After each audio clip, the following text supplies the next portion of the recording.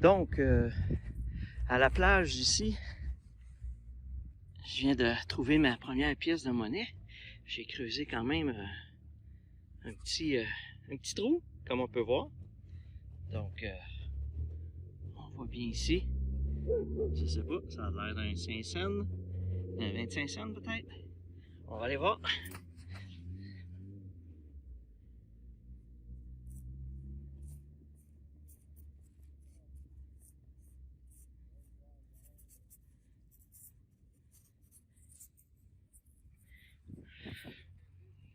Eh oui,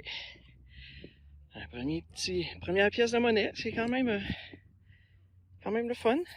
Un petit 25 sous. Au moins, mon détecteur fonctionne. Je vais prendre de l'expérience sur des 25 sous pour trouver des belles pièces d'or plus tard.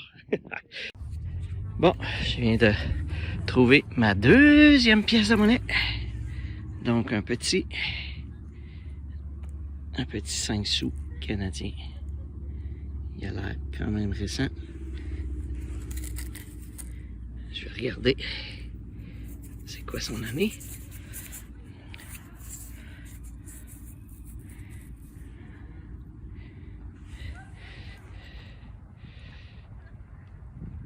On va pas bien. 2013, 2015.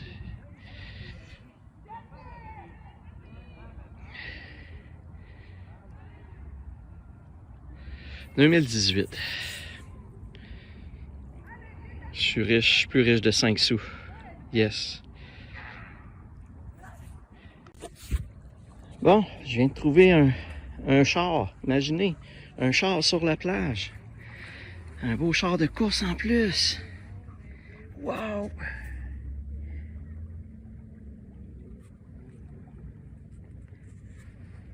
Pas bossé, rien. Parfaite condition.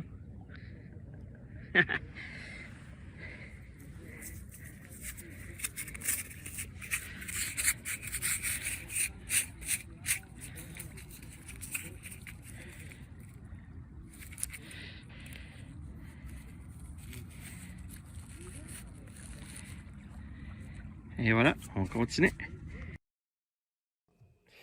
Bonjour tout le monde, donc de retour à la maison, on va regarder ensemble les petites découvertes que j'ai faites. Évidemment, c'est pas grand-chose, c'est ma première vraie séance, donc je suis allé sur le bord de la rivière des Mille-Îles, au parc aux 80, quelque chose du genre. Il y a une petite plage, là, je l'avais spoté en reconnaissance la semaine dernière quand j'avais été me promener un peu un petit peu partout à Laval là, pour voir certains endroits où on peut faire de la détection de métaux. Donc, puis j'avais vu cette petite plage-là, sur le bord de cette berge-là. Donc, et il y avait quand même relativement beaucoup de gens, donc il faisait beau. Fait que je me suis dit, ouais, c'est peut-être un bon endroit. Donc, on va aller voir ce que j'ai trouvé.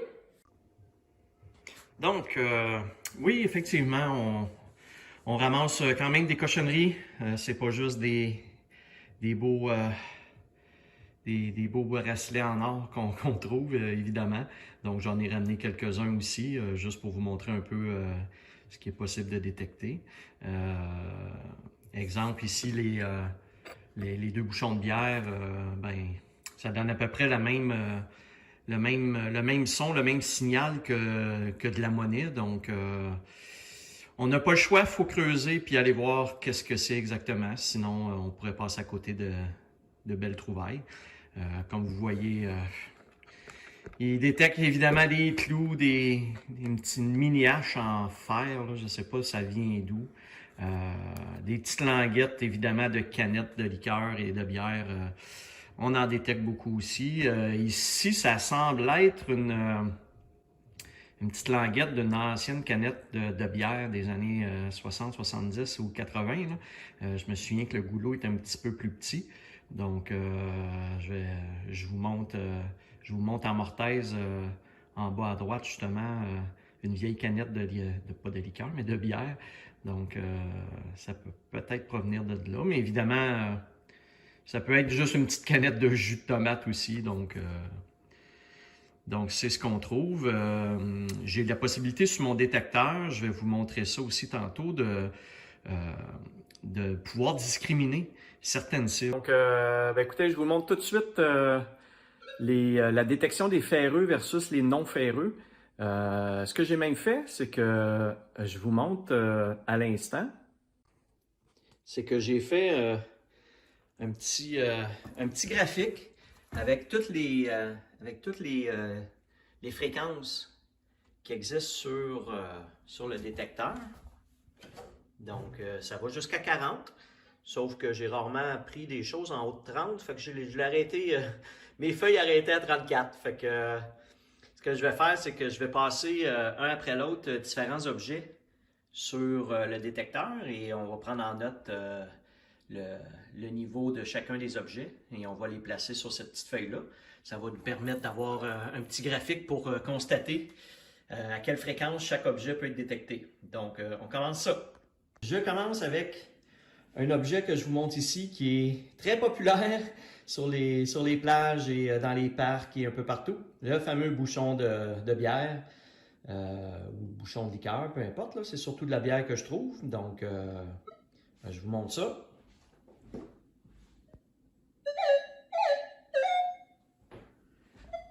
Donc, vous voyez, là, ça a sorti à 26, 23, à 23.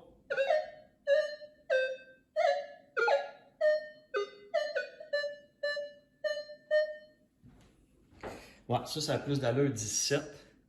Donc, oui, un bouchon de bière, c'est 17.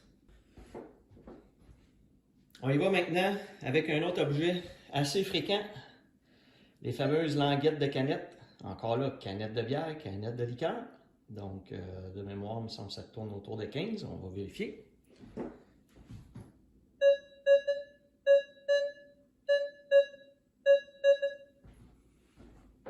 Ouais, 13. Donc, les petites languettes, ça tourne à 13. On va y aller maintenant avec un morceau de scrap, de la vraie bonne scrap. C'est-à-dire un morceau de maillon. Un morceau de maillon de balançoire, de chaîne de balançoire. Donc, évidemment, dans les parcs où il y a beaucoup de balançoires, on trouve beaucoup de ça. Fait qu'on va vérifier avec lui, avec ça, qu'est-ce que ça donne.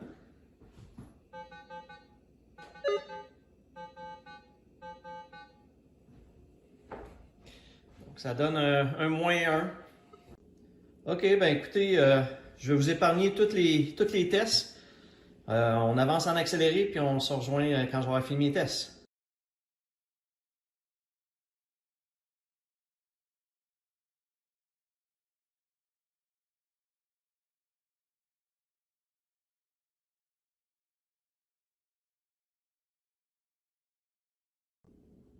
Lorsque je vous parlais que je pouvais discerner et exclure ce qu'on appelle les ferreux, sur mon détecteur ici, j'ai le petit fer à cheval. Donc vous allez voir, quand j'appuie sur le fer à cheval ici, vous voyez que toutes les lignes de -9 à 0 ont tous disparu. Ça veut dire qu'il ne devrait plus détecter tout ce qui est ferreux. Donc, si je fais un test avec un clou, une vis, ça c'est en alu. Fait que théoriquement, avec un vieux clou, bon, ça, il doit être en aluminium parce qu'il sonne à -17.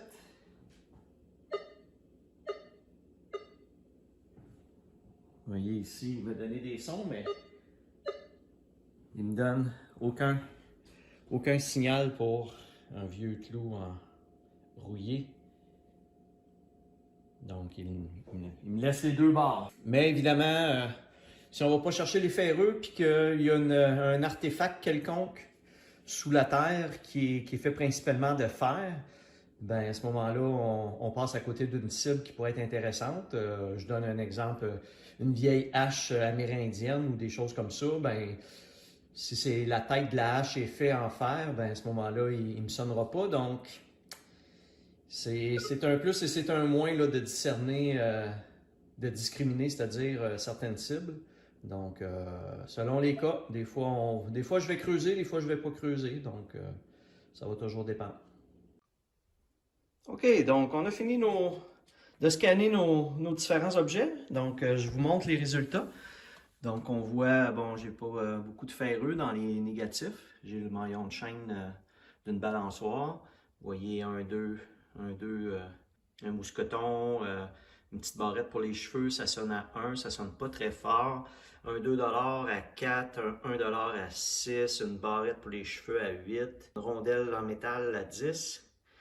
Là, on voit que l'argent, donc la monnaie, principalement 10 sous, 25 sous, 5 sous, c'est du symbole 10, d'à peu près 11 à 12, 13. Un crayon, ça sonne à 14. Un poids de pêche pour après une ligne de pêche, ça sonne à 15. Un petit bijou, ça sonne à 16. Les fameux bouchons de bière, ça sonne à 17.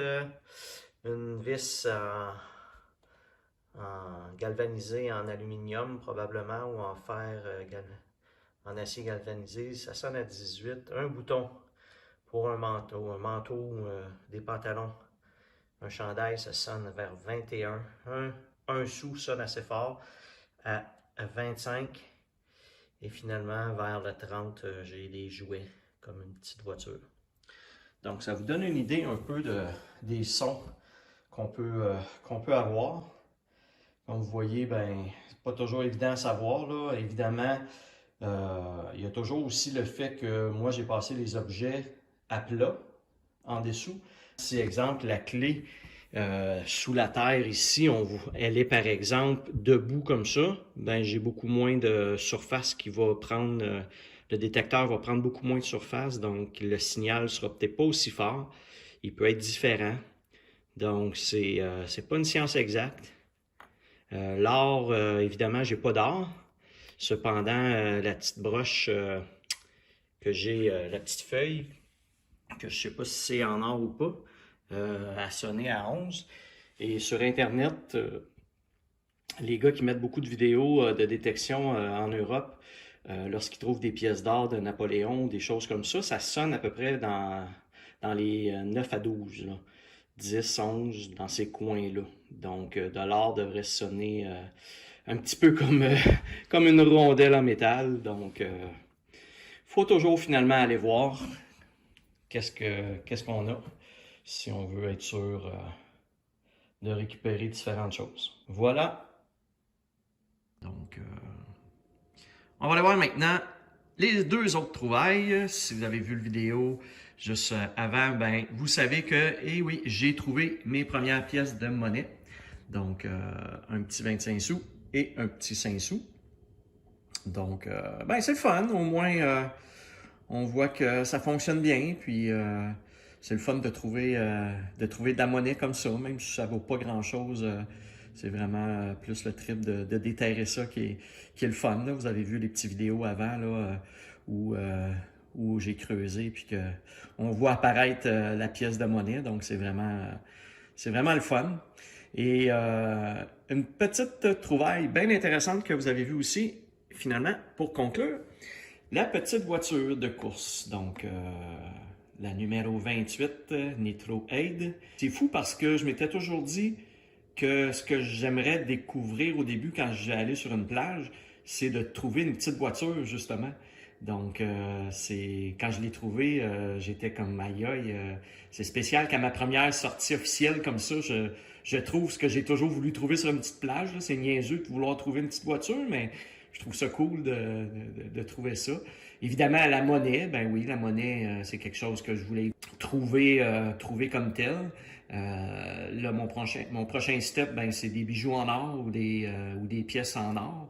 Et ici, dans le coin au Québec, c'est peut-être un petit peu moins courant qu'on va pouvoir trouver ça parce que, à moins d'être aux États-Unis, dans le coin où il y a eu la guerre de sécession et compagnie, ou en Europe où il y a eu beaucoup de déplacements d'or avec les Templiers, avec les Allemands lors de la Deuxième Guerre mondiale et compagnie.